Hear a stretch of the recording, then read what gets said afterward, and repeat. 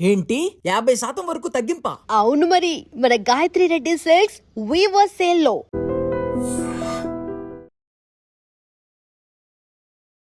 బీవెస్ రవికి మేము కాపురం కొత్తగా ఏమిచ్చింది ఇన్ని సంవత్సరాల తర్వాత? మళ్ళీ మీ ముందు వచ్చి ఇంటర్వ్యూ ఇచ్చే అవకాశం వచ్చింది. రీతు చౌదరి అనగానే ఎక్కడో దగ్గర కాస్త ఆ అమ్మాయి గ్లామర్ని వాడుకోవాలని చెప్పేసి ఒక ప్రయత్నం చేయొచ్చు, స్కోప్ కూడా ఉంది. అమ్మాయి ఎవరు ఇంతకుముందు ఏం చేసిందంటే రీతు చౌదరి తెలీదా మీకు అన్నారు. ఉమ్. ఏమో రీతు చౌదరి తెలియకపోవటం మహాపాపం అని ఇన్స్టాగ్రామ్ చూస్తే నాలాంటి ఒక క్యారెక్టర్ని నేను తొలిసారి సినిమాల్లో చూసుకుని సత్యం మూవీలో మీరు డైలాగ్స్ రాశారు. ఆ సత్యం ఎక్స్పీరియన్స్ ఏమైనా చెప్పండి సార్. నాగార్జున గారికి ఓ రోజు చెప్పడానికి వెళ్ళాం. కథ అంతా చెప్పాక ఇది కాలేజ్ కదా, ఇడికెలా సరిపోతుంది. సుమంత్ ఉన్నాడు పక్కన. సుమంత్ మొహంలో నేను అప్పుడు మార్పు చూసి ఇప్పటికీ నాకు గుర్తుంది. సుమంత్ ఫేస్లో డిసప్పాయింట్మెంట్. నాగార్జున గారు వెళ్ళే ముందు ఏం చెప్పాడంటే సుమంత్ ఫెయిల్యూర్లో ఉన్నాడు. కెరీర్ స్టార్టింగ్లోనే అప్పుడప్పుడే పేరు వస్తుంది, సినిమాలు వస్తున్నాయి. అలాంటి టైంలో ఒక పని రాక్షసుడి దగ్గర పడ్డారు. ఆ సినిమా కూడా ఆషామాషి సినిమా కాదు, ఖడ్గం. నేను 2-3 సార్లు పారిపోయాడు. పారిపోయారా? చాలాసార్లు పారిపోయాడు. కృష్ణవంశీ గారు బ్రిలియంట్ పర్సనాలిటీ. తెలుగు సినిమాకి ఒక ఆభరణం, ఒక ముఖ్యర లాంటి వాడు. ఆ ఖడ్గం సినిమాకి భయమే లేదు ఆ డైలాగ్స్ రాస్తున్నప్పుడు. మీరు జాగ్రత్తగా ఈ డిఫరెన్స్ నేను చిరంజీవి గారి దగ్గర నేను తెలుసుకున్నాను. ఆయన చాలా చెప్తుంటే భయం ఉండకూడదు సార్ అన్న. అది తెలియదు. ఒక స్టేజ్ మీద చిరంజీవి గారు, బాలకృష్ణ గారు ఉన్నారు. మేమిద్దరం కలిసి సినిమా చేయడానికి రెడీగా ఉన్నాము. ఒక సినిమాలో పొందుపరిచి మమ్మల్ని చేయమంటే మాత్రం బాలయ్య నేను రెడీ, మీరు రెడీ. వాళ్ళిద్దరిని కలిపి ఒక సినిమా రాయడానికి ఎందుకు ప్రయత్నాలు జరగట్లేదు? చాలా కష్టం అండి. చిరంజీవి గారు is larger than life image ఉన్న వ్యక్తి, నటుడు. బాలకృష్ణ గారు లార్జర్ దాన్ లైఫ్ ఇమేజ్కి టార్చ్ బేరర్. సో ఇద్దరిని తీసుకొస్తే ఆ ప్రాబ్లం చిరంజీవి గారు ఒక్కడు సాల్వ్ చేయలేడా? బాలకృష్ణ గారు కూడా కావాల్సి వచ్చాడా? రైటర్స్ చాలా సెన్సిటివ్గా ఉంటారు. బట్ మీ లైఫ్ ఏమి, మీ అందరి లైఫ్ ఏమి అంత పూల పంపుగా ఎప్పుడు సాగలేదు. పూరి జగన్నాథ్ గారి కంటే ఎవడు పడ్డాడు సార్? ఎవడు పడ్డాడు? ఇంక పనికిరాడు పూరి జగన్నాథ్. మొత్తం పోయిందా సార్? మొత్తం పోయిందా? మొత్తం అన్న మొత్తం అన్నాడు. ఊరుకోండి సార్, మొత్తం. One of the best movie others. ఆ రైటింగ్ అప్పుడు, ఆ సిట్టింగ్ అప్పుడు ఎలా ఉండేది? ఏదైనా ఒక చిన్న ఎక్స్పీరియన్స్. వినాయక్ గారు కథ విషయంలో బ్రహ్మరాక్షసుడు. మోనా వెంకట గారు 2-3 సార్లు వెళ్ళిపోయి విన్ని నా వల్ల కాదు, నా వల్ల కావట్లేదు నిన్ను ఒప్పించడం, నీకు అర్థం కాదు నేను చెప్పేది. ఎన్టీఆర్ ఒక విశ్వరూపం సార్, నటుడుగా is a marvellous man. Sudden గా అప్పుడు దురదృష్టవశాత్తు తారక్ గారికి యాక్సిడెంట్ అయింది. జూనియర్ ఎన్టీఆర్ ప్రయాణిస్తున్న వాహనం ప్రమాదానికి గురైంది. Junior NTR at the King's Hospital in Hyderabad. మీరు ఇందాక వినాయక్ గారి గురించి చెప్పి నన్ను ఏడిపించారు. మీరు ఆ మాట అనగానే నాకు అసలు ఒక 2-3 సెకండ్లు అర్థం ఏమి మైండ్ పోయింది. కొడుకు ఎలా ఉండాలి అంటే వినాయక్, నేను సంపాదించింది నేను సంపాదించబోయే మొత్తం రాసిస్తా, నా తండ్రిని బతికించాలంటే ఏ వైద్యం ఉందో చెప్పండి ప్రపంచంలో. తండ్రి కోసం నీ అమ్మ దశరథ మహారాజుకి రాముడు ఎట్లాగో వినాయక్ గారు వాళ్ళ తండ్రి కట్ట. నేనంటే ఎంత ఇష్టం అంటే మా నాన్న. రేపు పొద్దున పుట్టినరోజు, బట్టలు చదువుకుని రైలు ఎక్కి అన్నవరం వెళ్ళాలి. ఆ రోజు రాత్రి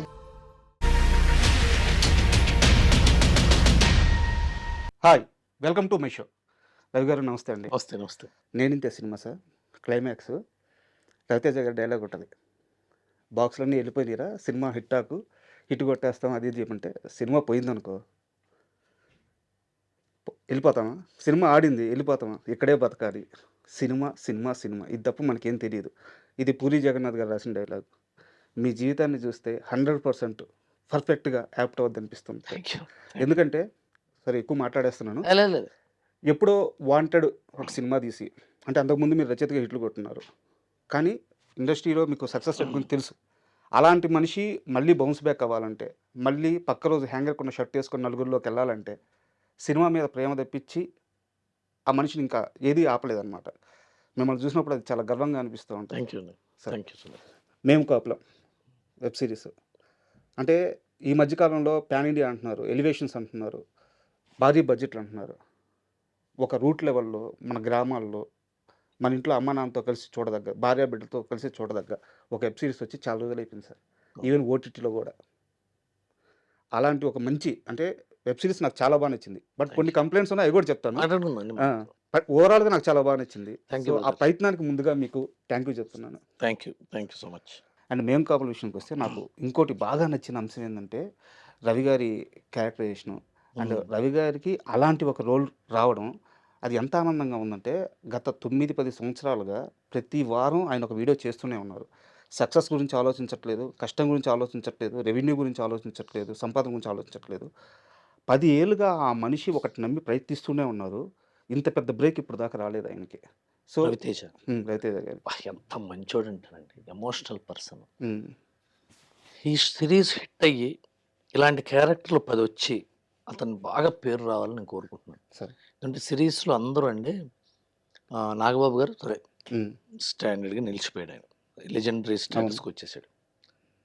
గెటప్ సీను ఓకే. ఆయన చాలా ఆల్రెడీ స్టార్. ఫుల్ స్పీడ్లో ఉన్నాడు. హ్మ్. రీతూ చౌదరి అమ్మాయి అవును. బిగ్ బాస్లో నుంచే సక్సెస్ అయిపోయింది. కిరీటి దామరాజు కూడా బాగా సక్సెస్ అయిపోయాడు. హ్మ్. మిగతా వాళ్ళు ఎవరున్నారు, చరణ్ లక్కరాజు, వాళ్ళందరూ యంగ్స్టర్స్. ఇంకా టైం ఉంది, యంగ్ పీపుల్. అవును. ఇంటికి వెళ్ళి అమ్మన్నం పెడితే తినేసి పడుకునేంత వయసు వాళ్ళే. హ్మ్. కానీ రవితేజ అలా కాదు, పెళ్ళై పిల్లాడు, సరే. సంసారం. తిరుపతి నుంచి వచ్చి ఇక్కడ పెట్టి కూర్చున్నాడు కదా, 10 ఏళ్ల నుంచి పోరాడుతున్నాడు కదా. హ్మ్. షూటింగ్లకి వెళ్తాడు, వస్తాడు. తనకి ఎక్కువ డబ్బులు అడిగితే తీసేస్తారేమో అని భయం, హ్మ్. తక్కువ డబ్బులు అడిగితే ఇల్లు గడవదని టెన్షను, ఇది కాక పాపులారిటీ వస్తుంది కానీ ఛాన్సులు రావట్లేదు అనే కన్ఫ్యూజను, ఒక ఇంట్లో సమస్యలు, ఇవన్నీ ఉంటాయి, అందరికీ ఉంటాయి, రవితేజకే కాదు. సరే. అయినా సరే అతను పొద్దున్నేనండి అసలు షూటింగ్ అంటే 7 షూటింగ్కి 6:45 ఉంటాడండి. హ్మ్. మేకప్ వేసుకొని రెడీగా ఉంటాడు. భలే యాక్టర్, ఎనర్జీ యాక్టర్, ఒక లౌడ్ యాక్టర్. నేను తనతో ఈసారి సటిల్ పర్ఫార్మెన్స్ చేద్దాం అన్నది నాకు. సరే. తను లౌడ్ యాక్టర్ కావంటే ఆ క్యారెక్టర్ కామెడీ కదా, మ్మ్, తను పైగా సొటారీగా యూట్యూబ్ ఫేమస్ అయిపోయాడు. సరే. అతనికి బాగా జరగాలి సార్ లైఫ్, నిజంగా. అండ్ నాకు బాగా అద్భుతంగా అనిపించింది ఏంటంటే ఏదో ఓకే కథ వాళ్ళది కాబట్టి కోర్ పాయింట్ వాళ్ళది కాబట్టి పెట్టుకున్నాం అన్నట్టు పెట్టుకోలేదు మీరు. ఎక్కడ ఆ క్యారెక్టర్ని డైల్యూట్ చేయలేదు. నాకు ఎక్కడ అద్భుతంగా అనిపించిందంటే నాగబాబు క్యారెక్టర్ అలాగే ఉంచేసి ఆయన నాకు కోడే కావాలంటున్నప్పుడు మహా అయితే ఏం చేస్తారు సార్, ఉద్యోగం చేస్తారు, నేను మన ఊర్లో పిల్లల గురించి మాట్లాడుతున్నాను అంటే ఒక రకంగా నాగబాబు గారి క్యారెక్టర్ని డామినేట్ చేస్తూ ఉంటే సీన్ ఎదిరించాడు. సీను గారు అన్నా నేను నడుపుతాను అంటాడు, అది హైలైట్ కదా. అది హైలైట్. అండ్ ఇంకోటి, అరే నేను పోలీస్ అని తెలిసినా సరే నా బిడ్డను కొట్టారు, నాకు గౌరవం లేనట్టు కదా, అదే నాకు గౌరవం ఉండుంటే నా బిడ్డను కొట్టేవాళ్ళు కాదు కదా, అది దక్కించుకోవాలరా అంటాడు. బా అసలు వాట్ ఏ క్యారెక్టరైజేషన్. అసలు ఎంత ఆర్క్ ఉందండి, కదా. చాలా బాగుంటుంది, ఆర్క్ ఉంటుంది. ఫస్ట్ నీ మీద నువ్వు ఇన్స్పిరేషన్ కాదు ఇరిటేషన్ అన్నవాడు బండి తీస్తాను పద అంటాడు. Super scene. అవన్నీ ఆర్క్ అండి, స్టైల్ రైటింగ్, రైటింగ్ మ్యాటర్. అవి రావటమే కథ, దాన్నే కథ అంటారు. ఒక మనిషి ఒక ఇన్సిడెంట్ వల్ల, ఒక ఎపిసోడ్ వల్ల మారితే అది కథ అవుతుంది. కథ అంటే ఒక బయలుదేరాడు, వాడు కొట్టుకుంటూ వెళ్ళాడు, అది గెలిచాడు, జెండా పాతాడు, కథ కాదు అది. అంతర్లీనంగా అంతర్మథనం చెంది క్యారెక్టర్ మారితేనే కథ అవుతుంది. ఎప్పుడైనా ఏ సినిమైనా చూడండి, ఒక వ్యక్తి ఒక చోట నుంచి ఒక చోటుకి వెళ్ళేటప్పుడు తనతో పాటు తన కుటుంబాన్ని, తన స్నేహితుల్ని, తన ఊరిని తీసుకెళ్ళి గెలుపుకుంటూ వెళ్ళే ప్రయత్నంలో larger than life, rooted films అన్నీ ఉంటాయి.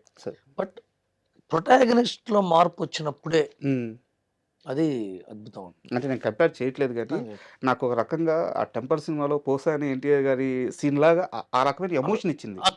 అంటే కంపేర్ చేయొచ్చు, ఎందుకంటే ఆ స్కేల్ వేరు, ఆ రీజన్ వేరు, ఆ పరిస్థితి వేరు, కానీ మార్పు మాత్రం అదే.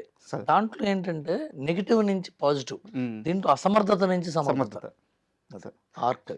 అండ్ ఇంకోటి బాగా నచ్చింది ఏంటంటే రీతు చౌదరి గారి క్యారెక్టర్ పెట్టుకున్నారు. అంటే నేను కథ రివీల్ చేయట్లేదు కానీ తన క్యారెక్టర్లో 2 షేడ్స్ ఉంటాయి. మామూలుగా రీతు చౌదరి అనగానే ఎక్కడో దగ్గర ఒక డైరెక్టరు, ప్రొడ్యూసరు కాస్త ఆ అమ్మాయి గ్లామర్ని వాడుకోవాలని చెప్పేసి ఒక ప్రయత్నం చేయొచ్చు, స్కోప్ కూడా ఉంది. తన ఒరిజినల్ క్యారెక్టర్ రివీల్ అయిన తర్వాత కాస్ట్యూమ్ మార్చేసేయచ్చు. బట్ ఎక్కడ కూడా ఆ లైన్ దాట్లా, కథలోనే ఉన్నారు. ఆ కమిట్మెంట్ బాగా నచ్చింది. అసలు విలన్కి పుట్టుబట్టలు వేయాలి, బాగా మంచి వాళ్ళకి పొడుగు బట్టలు వేయాలని ఉంది. నేను అనేది అర్థమైంది, అమ్మాయి గ్లామర్ ని ఎక్కడ యూజ్ చేసుకోవాలన్న ఆలోచన అమ్మాయి ఏ రోజు కూడా నేను అమ్మాయిని గ్లామరస్ గా చూడలేదు, అమ్మాయి నటిగానే చూశాను. నేను ఫస్ట్ టైం యాక్చువల్గా నాకు రీతూ చౌదరి అనే అమ్మాయి ఉందని తెలియదు అసలు. నేను షాక్. నేను రీతూ చౌదరి అంటున్నారు, రీతూ చౌదరి చేస్తుందంటే మన సీరియస్ అంటే రీతూ చౌదరి అయితే చేయని అనుకున్నాను. రీతూ చౌదరి వచ్చిందన్నారు, రీతూ చౌదరి వస్తే ఇంత కంగారు పడిపోతున్నారు వీళ్ళందరూ సెట్లో. వీళ్ళెందుకు ఇంత హడావిడి పడిపోతున్నారు, రితు చౌదరి వస్తే నేను షాక్ అయ్యా. వచ్చింది అమ్మాయి, ఉమ్, వచ్చి హాయ్ సార్ అంది. ఈ అమ్మాయి నాకు ఎందుకు హాయ్ చెప్తుంది, నీకు అమ్మాయి తెలియదు కదా, నాకు అసలు ఎవరో తెలియదు కదా నాకు నిజంగా తెలియదు నాకు. సరే. నేను రీతు చౌదరి అంటే ఓకే అనుకున్నాను. సరే హాయ్ హాయ్ అమ్మ హలో అన్నాను. వచ్చింది, షార్ట్కి వచ్చింది. మా ప్రదీప్ డైరెక్టర్ ఏదో షార్ట్ చెప్పాడు, అమ్మాయి చాలా ఎనర్జీగా చేసింది. ఉమ్, అమ్మ నేను భలే చేస్తుంది, బాగా చేసింది అమ్మాయి, వెంటనే అడాప్ట్ అయింది అని. అమ్మాయి ఎవరు ఇంతకుముందు ఏం చేసిందంటే రీతు చౌదరి తెలీదా మీకు అన్నారు. ఉమ్, ఏమో రీతు చౌదరి తెలియకపోవటం మహాపాపం అని ఇన్స్టాగ్రామ్ చూస్తే 2.5 మిలియన్ ఫాలోవర్స్ ఉన్నారు. ఉమ్, అంటే 25 లక్షల మంది తెలిసిన అమ్మాయి నాకు తెలియదు అనిపించి ఆశ్చర్యం వేసింది. 10 మంది తెలిసిన అమ్మాయి కదా, నచ్చిన అమ్మాయి. ఉమ్, ఆ తర్వాత నేను సినిమా చూస్తుంటే చాలా బాగా చేసింది. అమ్మాయిని అడిగా, ఇంతకుముందు ఏమేం చేసావు అమ్మాయి అంటే, ఇది ఫస్ట్ టైం అండి అంది. ఉమ్, నేను షాక్, అమ్మాయి ఫస్ట్ టైం వెబ్ సిరీస్ చేయడం. సరే. చాలా బాగా చేసింది. బట్ అందుకనే గ్లామర్గా నేను చూడలేదు కాబట్టి, నేను క్యారెక్టరైజేషన్ ప్లస్ పల్లెటూళ్ళలో ఒక చిన్న టీవీ స్టేషన్ పెట్టుకున్న అమ్మాయిలు అలాగే బట్టలు వేసుకుంటారు. వాళ్ళ బుద్ధిలో అంతర్బుద్ధిలో దుర్మార్గులు అవ్వచ్చు వాళ్ళు, సరే. బయటికి మాత్రం మంచిగా ఉండాలిగా. అది బాగా నచ్చింది సార్. Thank you. అండ్ ఇంకోటి చిన్న అది నేను మరి ఎలా అయిందో నాకు తెలియదు కానీ, అమ్మాయి అక్కడ అరటికాయలు అమ్మే మనిషి ఉంటాడు, అవును అక్కడ అరటికాయలు కొంటూ ఉంటుంది. అవును. ఆ స్మగ్లర్స్ వాళ్ళు వస్తారు, మిమ్మల్ని ఇలా కలవద్దన్నాను కదా, ఏంటి ఇట్లా కలుస్తున్నారు అంటే, మరి వాడు అంటారు. ఆడికి శివుడు మాటలు వినిపివు కానీ అంటాడు. వీడు అడిగితే వినిపిస్తుంది దానికి. ఈ అమ్మాయి మాట్లాడేది మొత్తం ఆకా ఈకా అంటే వాడు కోస్తానే ఉంటాడు, మొత్తం చేస్తానే ఉంటాడు. అది ఎలా జరిగిందో నాకు మిస్టేకే, ఎందుకంటే మీరు అబ్జర్వ్ చేశారా? అది మిస్టేక్. మాట్లాడుకున్నాం ఆ, ప్రదీప్, మనం మాట్లాడుకున్నాం లేదా? నేను ఎడిటర్తో మాట్లాడుకున్నాం, అందరం మాట్లాడుకున్నాం. ఆ, మేము మాట్లాడుకున్నాం, ఏమనుకున్నాం అంటే మ్యూట్ చేద్దాము, ఉమ్, మిక్సింగ్ ఫైనల్ మిక్సింగ్లో అరటిపండు అడిగాడు అని కాకుండా, అంటే ఆడు అలా ఇద్దామని అనుకున్నాం. ఉమ్, బట్ మిస్ అయింది ఎక్కడ, మిస్టేక్ మై సైడ్ మిస్టేక్.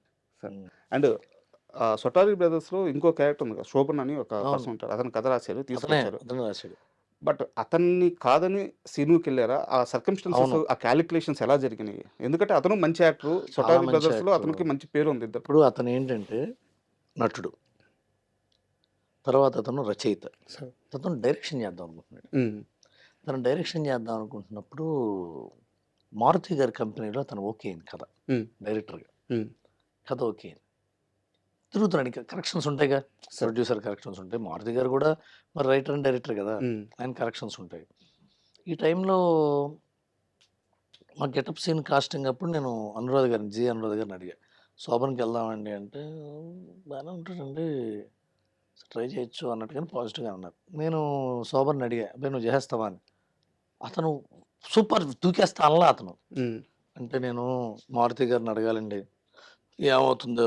అతను కొత్త కుర్రాడండి, చిన్న పిల్లాడు, అప్పుడు ఇంకా పెళ్లి కూడా అవ్వాలి అబ్బాయికి, చిన్న అబ్బాయి. ఉమ్, నేను ఏం పర్లేదులే నువ్వు అని, మన డార్లింగ్ స్వామి గారు రైటర్ ఉన్నాడు, సరే. డార్లింగ్ స్వామి తెలుసు సార్, ఇంటర్వ్యూ చేశారు.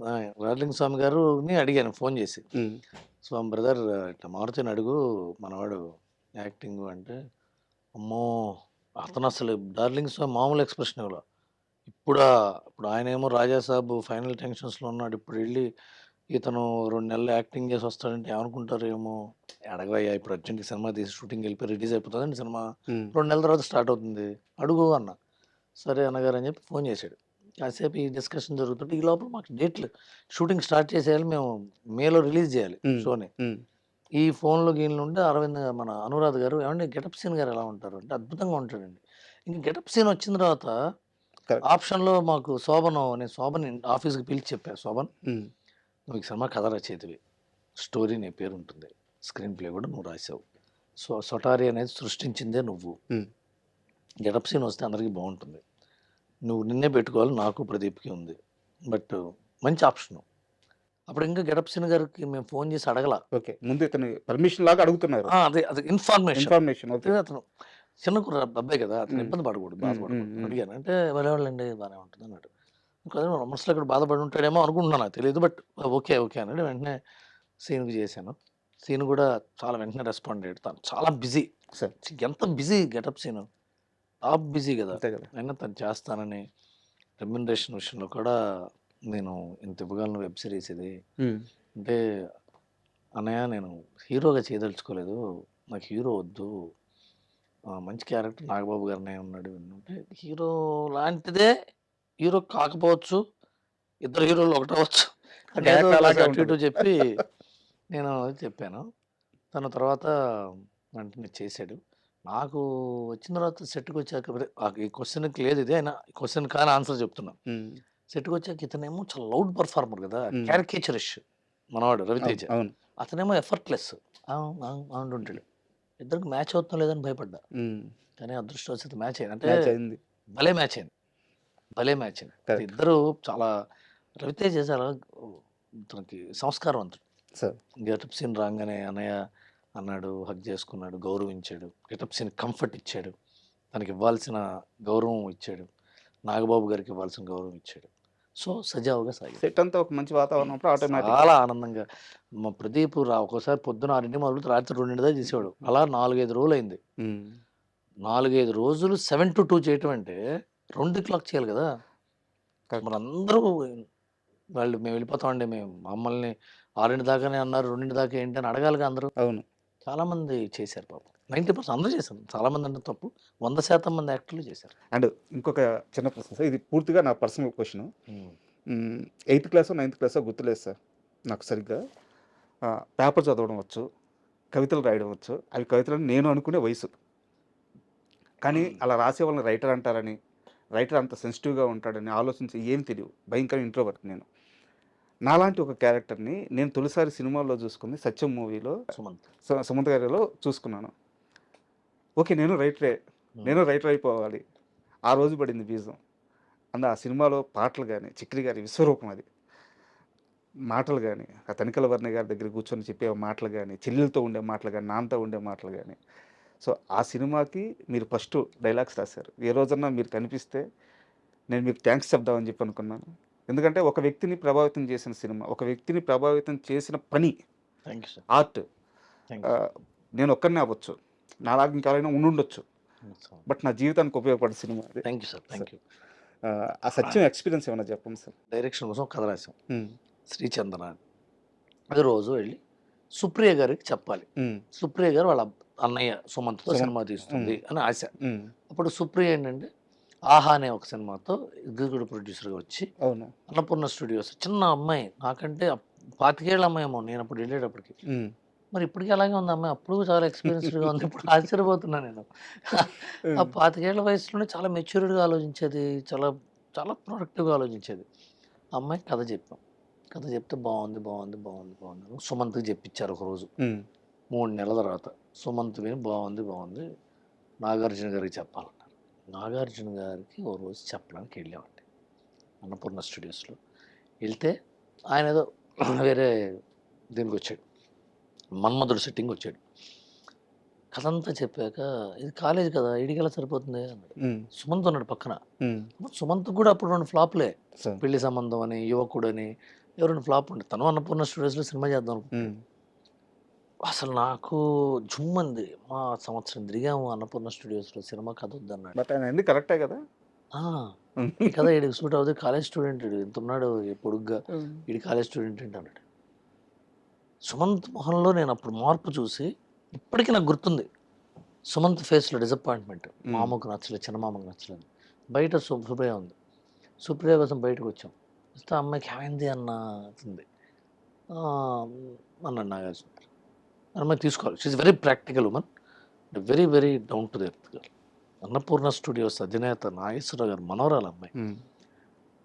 నేను ఓకే చేసిన కథ మామ ఎలా కాదంటాడు అనొచ్చు కదా, ఏమనలేదు. ఓకే మామ, వెరీ డీసెంట్ ఉమెన్.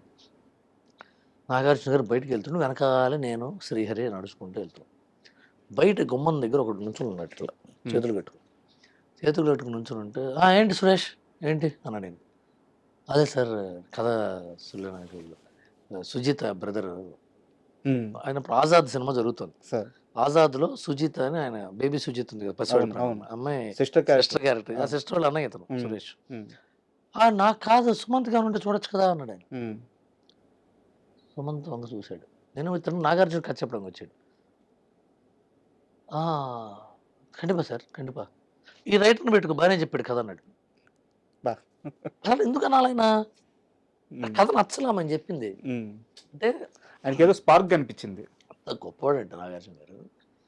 డైరెక్టర్ని ఇంటికి పిలిచాడు 2 రోజు. ఇది నాకు తెలియదు కదా, ఇది పూర్తి చేస్తా. సుమంత్ ఖండిపా సార్ ఇతను బయటకు బాగానే చేశాడు రే అన్నాడు. అని బయటకు వచ్చి అతను ఆ స్టూడియో చూడడానికి వెళ్ళిపోయాడు. మేము ఇద్దరం ఉన్నాం. Hello Suresh, hello Ravi, coffee తాదా అని. ఇద్దరు అన్నపూర్ణ స్టూడియోస్ బయటకు వచ్చి టీడీపీ పార్టీ ఆఫీస్ పక్కన ఒక టీ స్టాల్ ఉండేది. సార్ ఇప్పుడు ఉందో లేదో మరి. ఇప్పుడు లేదు సార్. ఇప్పుడు ఈ మధ్య అవును తీసేసినట్టున్నారు. అవును అక్కడ టీడీపీ పార్టీ సామాన్లు కూడా అమ్ముతుండేవారు. అవును. ఆ జెండాలు అన్ని దాంట్లో జెండాలు, ఉండేవి. ఇక్కడ ఒక కాఫీ మెషిన్ ఉంది. ఉమ్, ఫస్ట్ టైం నేను మెషిన్ చూస్తుండే అక్కడే. ఉమ్, నొక్కితే కాఫీ రావడం ఏంటని ఆశ్చర్యం కదా. ఈ ఇప్పుడు సుమంత్కి ఏం చెప్తాం, ఆయన నాగార్జున గారు వెళ్ళే ముందు ఏం చెప్పాడంటే, సుమంత్ ఫెయిల్యూర్లో ఉన్నాడు, ఒక ఫెయిల్యూర్ స్టోరీ చేయండి, ఉమ్. అందరూ తిట్టాలి క్యారెక్టర్స్, కానీ అతను మంచివాడై ఉండాలి, బా. అతను గొప్పవాడై ఉండాలి, కానీ ఎవరికి తెలియకూడదు, ఇట్లా ఏమైనా కథ రాసుకోండి అన్నాడు. ఉమ్, వెళ్తుంటే నేను అన్నాను, నాకు ఒక ఐడియా ఉంది, విశ్వనాథ్ గారి సినిమా ఈటీవీలో వేశారు. సినిమా ఈటీవీలో మధ్యాహ్నం సినిమా, సాయంత్రం సినిమా వేసేవాడు. ఉమ్. ఈటీవీలో సినిమా ఉంది, దాని పేరు చెల్లెల కాపురం, విశ్వనాథ్ గారిది. ఆ కథ ఏంటంటే, ఒక పోయెట్ ఉంటాడు, ఉమ్, వాడు ఇంకో పోయెట్ దగ్గర జూనియరు, ఆ చెల్లెల పెళ్లి కోసం అతని దగ్గర పనిచేస్తుంటాడు, కానీ అక్కడ రీజన్ అతను నల్లగా ఉంటాడని ఇన్ఫీరియారిటీ కాంప్లెక్స్, అది తీసేస్తే కనుక అది బాగుంటుంది అని ఇట్లా ఇట్లా ఇట్లా చెల్లెల కోసం ఒక అన్నయ్య ఒక లిరిక్ రైటర్ దగ్గర గోస్ట్గా పనిచేసి వెళ్తూ ఉంటాడు. ఈ లవర్ ఏమో అతను లిరిక్ రైటర్ లవ్ చేస్తుంటుంది, అతని సాంగ్స్ అనుకొని. సాంగ్స్ అతను గౌరవిస్తుంటుంది, ఇతనే పక్కన ఉంటాడు, అతనికి తెలియదు ఈ అమ్మాయి. ఉమ్, ఇది కదా అంటే సూపర్ అని సురేష్ మళ్ళీ వచ్చాడు. అప్పుడే నాగార్జున కారెక్కుతున్నాడు. ఉమ్, కారెక్కుతుంటే, సార్ ஒரு కథ ఇరుకు సార్ అన్నాడు. అప్పుడు ఇరుక ఉమ్, వీడేం చేశాడు సురేష్, పెద్ద ఇంకో కథ రాశాడు. అది సార్ నేను హీరోగా చేయడం కోసం కథ రాసుకున్నాను సార్, ఉమ్. అది మీరు అడుగుతున్నారు కాబట్టి చెప్తాను అనుకుంటున్నాను, నువ్వు హీరో ఎప్పుడేం చేయొచ్చా, ఇప్పుడు నాకు కథ కావాలి కదా, నువ్వు చెప్పు అన్నాడు. ఉమ్, చెప్పాడు. బాగానే ఉంది, ఇది బాగుంటుంది సుమంత్ చేస్తే, ఓ సూపర్ గుడ్ వాళ్ళు చేస్తారు కదా, రాజా, సూర్యవంశం, ఉమ్. అలా హీరో మంచోడు కానీ అందరూ తిడుతూ ఉంటారండి, అలాంటి స్టైల్ ఇది వర్కౌట్ అవుతుంది, విజేత ఈ స్టైల్లో ఉంది, ఇది చేద్దాం, ఇది కూర్చోబెట్టు సుప్రియ, మనం కాటేజీలో కూర్చోబెట్టి చేయించు, చేద్దాం అన్నాడు. ఓకే అయిపోయింది సినిమా, జడ్జిమెంట్ సార్, ఓకే అయిపోయింది సార్, స్పాట్లో ఆ జడ్జిమెంట్. ఓకే. ఉమ్, సో ఆ రోజు జడ్జిమెంట్తో నా జీవితం స్టార్ట్ అయ్యింది సత్యంలో. అక్కడి నుంచి ఇంకా ఎస్ గోపాల్ రెడ్డి గారు కెమెరామెన్ గారి ఇన్వాల్వ్మెంట్, ఆయన కూర్చోబెట్టి ప్రతి కథ వినేవాడు, సీన్ వినేవాడు. తమిళ డైరెక్టర్ కదా అతను, సార్. చక్రి, అసలు చక్రి సార్, నాకు భాస్కర్ భట్ల రవికుమార్ అనే గొప్ప స్నేహితుడు దొరికింది ఆ సినిమాతో, సార్. కందికొండ దొరికింది ఆ సినిమాతో. చక్రి గారు బాగా క్లోజు నాకు, అప్పుడే పరిచయం, అప్పుడే ఇంకా అతను వస్తే అప్పుడే బాచి అవును అవును అవును. రోజు సాయంత్రం కాటేజీకి వచ్చేవాడు. అతనికి ఫుల్ మందు, ఆయన ఫుల్లీ లోడెడ్, ఆయన తాగొచ్చేవాడు. ఒక్కోసారి మేము అన్నపూర్ణ స్టూడియోస్ ఇక్కడ చేయకూడదని బయటికి తీసుకెళ్ళాం, మాకు ఫ్లాట్ ఉంది, లేకపోతే తన ఇంటికి వెళ్ళేవాళ్ళం, స్టూడియో తప్పు కదా, సార్. అంతా మళ్ళీ వచ్చి ఇక్కడ కూర్చొని భోజనం చేసాడని ఇక్కడికి వచ్చేవాళ్ళు స్టూడియోకి. ఉమ్, వచ్చి ఒకసారి పాట ఇవ్వడు, బాగా చెప్తున్నాం ఏదో చెప్తున్నాం, నడుచుకుంటూ బాత్రూమ్కి వెళ్ళాడు, నేను కూడా బాత్రూమ్కి వెళ్ళాను. అతను తాగితే పడిపోయి గోడకు ఆనుకుపోయాడు, సార్. గోడకు ఆనుకుపోయాడు ఇట్లా, అంటే పక్కనే ఉన్నాను నేను, అన్నాడు.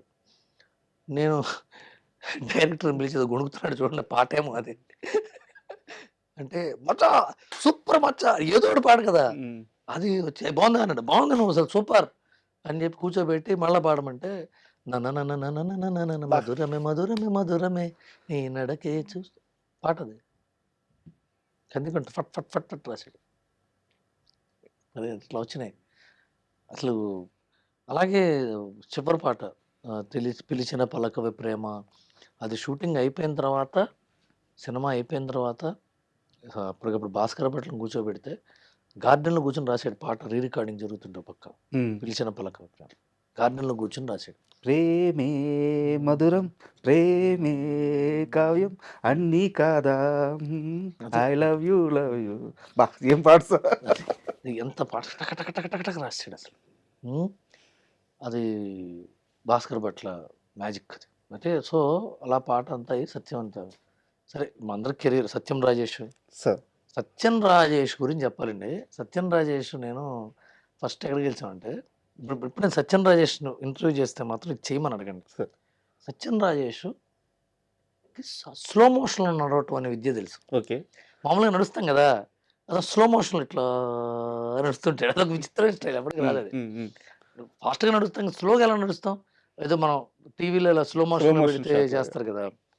జోరుగా హుషారు కానీ చంద్రమహేష్ సినిమాకి చంద్రమహేష్ గారు కూడా చేశారు కదా. చేశాను సెటర్ చేశాను. అది కూడా చూశాను. ఆ చంద్రమహేష్ గారి సినిమాకి అతను యాక్టర్గా వచ్చాడు, చిన్న యాక్టర్. ఓకే.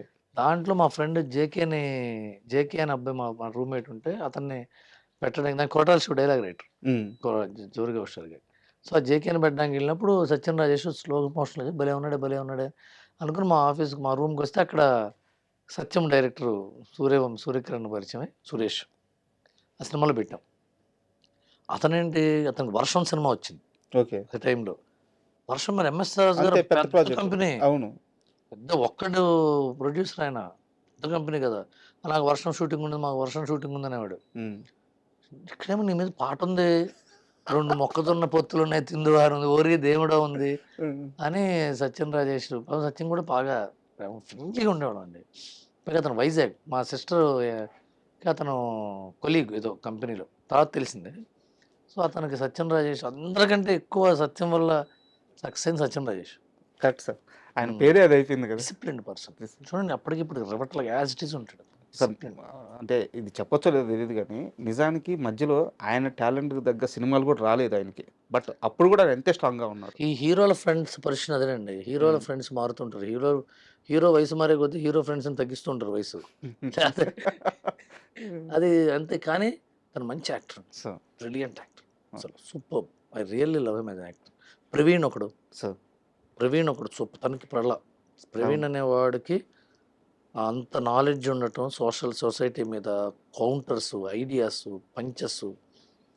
నేను ప్రవీణ్, రాజేష్ ఇద్దరిని బాగా నమ్ముతా, బాగా పెద్ద యాక్టర్లని. అండ్ నేను ఇదే బెంచ్లోకి జోష్ రవి గారిని కూడా చెప్తాను సార్. అవును, జోష్ రవి అయితే ఇంకా అసలు రాలేదు ఇంకా. అవును.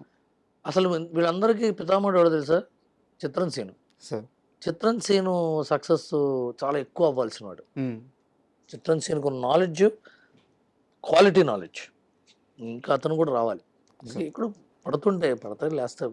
అందరం ఇక్కడే ఉన్నాం కదా. ఫస్ట్ మీరు పూరి జగన్నాథ్ డైలాగ్ చెప్పినట్టుగా. సార్, అయితే మా కెరీర్ స్టార్టింగ్లోనే అప్పుడప్పుడే పేరు వస్తుంది, సినిమాలు వస్తున్నాయి. అలాంటి టైంలో ఒక పని రాక్షసుడి దగ్గర పడ్డారు. ఆ సినిమా కూడా ఆషామాషి సినిమా కాదు, ఖడ్గం. అవును. పని రాక్షసుడు ఎందుకంటున్నాను అంటే ఆయనతో కలిసి తిరిగిన అందరితో ఇంటర్వ్యూ చేసిన ప్రతిసారి 2-3 సార్లు పారిపోయాడు. నేను పారిపోయారా? చాలాసార్లు పారిపోయాడు. కృష్ణవంశీ గారు. కృష్ణవంశీ గారు is a brilliant personality. Telugu సినిమాకి ఒక ఆభరణం కృష్ణవంశీ గారు, ఒక ఆభరణం, ఒక ముఖ్యర లాంటి వాడు. తెలుగు సినిమా అమ్మవారికి ఒక ముఖ్యర లాంటి వాడు కృష్ణవంశీ. అలాంటి వ్యక్తి పరిచయం అవటం, అతనితో పనిచేసే స్వభావం ఆయనకి. ఆయన డైరెక్షన్ కంటే మనిషిగా ఆయన ఇంకా బెటర్ పర్సన్. అంటే నాలెడ్జ్ పరంగా మనిషిగా అంటే క్వాలిటీ చాలా మంచివాడండి. చెప్పి వెళ్తాడు, చెప్పులు వేసుకెళ్తాడు, ఇట్లా కాదు. అవన్నీ అసలు యూజ్లెస్. మనిషి యొక్క క్వాలిటీ, అతని నాలెడ్జ్ బట్టి, అతని అవగాహన, ప్రపంచం పట్ల అతనికి ఉన్న అవగాహన బట్టి తెలుస్తుంది. కానీ అతని గుణగణాలు, అలవాట్లు అతను వాటి బట్టి తెలియటం. ఒక్కొక్క పరిస్థితులు బట్టి ఒక్కొక్క రకంగా వాడతాడు. అతనికి ఉన్న అవగాహన, వెల్ ఎడ్యుకేటెడ్గా చదువుకున్న వ్యక్తి, తెలుగు సినిమా తీసే టెక్నిక్ గురించి కానీ, క్యారెక్టరైజేషన్స్ గురించి కానీ, మట్టి వాసన తెలిసినవాడు, మనిషి తత్వాలు తెలిసినవాడు. ఆయన క్యారెక్టర్స్ చూసారా సార్, మనకి హద్దుకుపోయి ఉంటాయి. చాలా ఎక్సర్సైజ్ చేస్తాడు. ఆయన ఎంత ఎక్సర్సైజ్ చేస్తాడంటే క్యారెక్టరైజేషన్స్ మీద, ఆ క్యారెక్టర్ ఎలా బిహేవ్ చేస్తున్న సీన్, టోటాలిటీ సినిమా కూడా దెబ్బతింటుంది ఒక్కోసారి. ఆయన కాంప్రమైజ్ అవుట్, ఈ క్యారెక్టర్ ఇలాగే బిహేవ్ చేయాలి కదా, ఇలా ఎందుకు బిహేవ్ కాదండి, కన్వీనియన్స్ కోసం ఇలా చేయొచ్చు, కాసేపు మన కన్వీనియన్స్ కోసం. ఆయన క్యారెక్టర్ని ఇచ్చే వాల్యూ, అంటే క్యారెక్టర్కి ఎందుకు వాల్యూ ఇస్తారంటే మనిషికి వాల్యూ ఇస్తాడు కదా. క్యారెక్టర్స్ తయారు చేస్తాం, క్యారెక్టర్స్ అందరినీ ఒక కామన్ సిచ్యువేషన్లో పడేస్తాం. కథ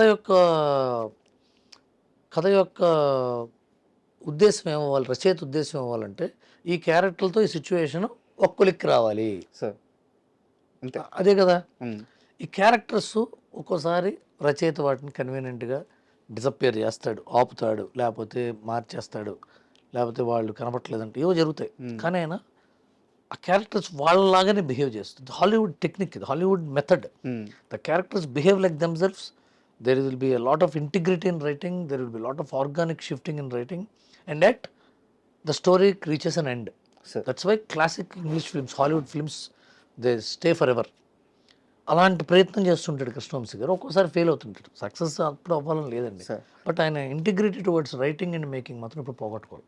సార్ ఆ ఖడ్గం సినిమాకి పనిచేసేటప్పుడు నాకు తెలిసి ఒక చిన్న వయసు అయి ఉండొచ్చు. చాలా చిన్న భయమే లేదు ఆ డైలాగ్స్ రాస్తున్నప్పుడు, ఆ మేకింగ్ అప్పుడు. లేదండి. అప్పుడు ఎక్కువ ఉత్తేజ్ గారు వాళ్ళు ఉండేవాళ్ళు, ఉమ్, కృష్ణవంశీ గారు ఉండేవారు. ఉమ్, ఇప్పుడు చిన్నపిల్లని కదా నేను. పైగా నేను అప్పుడు పోసాని కృష్ణమురళి గారి స్కూల్ నాది. సార్ అసలు భయాలు ఓకే, కూడా అది లేవు. వేరే ఆ స్కూల్ లేదు అసలు. వేరే లెవెల్ స్కూల్ కదా అది. అది అసలు భయాలు లేవు. భయం అనేది నాకు జాగ్రత్త వేరు, భయం వేరండి. సార్ కుదురు జాగ్రత్తకి భయానికి తేడా తెలియాలి మనుషులకి. ఉమ్, భయం వేరు. నీ వేపున న్యాయం ఉన్నప్పుడు, నువ్వు నీతిమంతుడు అయినప్పుడు నువ్వు ఎవరికి భయపడాల్సిన అవసరం. సార్ నువ్వు when you're law abiding citizen you need not worry about anything. జాగ్రత్త వేరు. భయం లేకపోవడం జాగ్రత్త. భయం లేదు కదా అని చెప్పి నువ్వు బైక్ 150 కిలోమీటర్ స్పీడ్లో చెక్ పోస్ట్ నుంచి పంజికొట్టుకెళ్తే మధ్యలో 3 సార్లు చచ్చిపోతావు.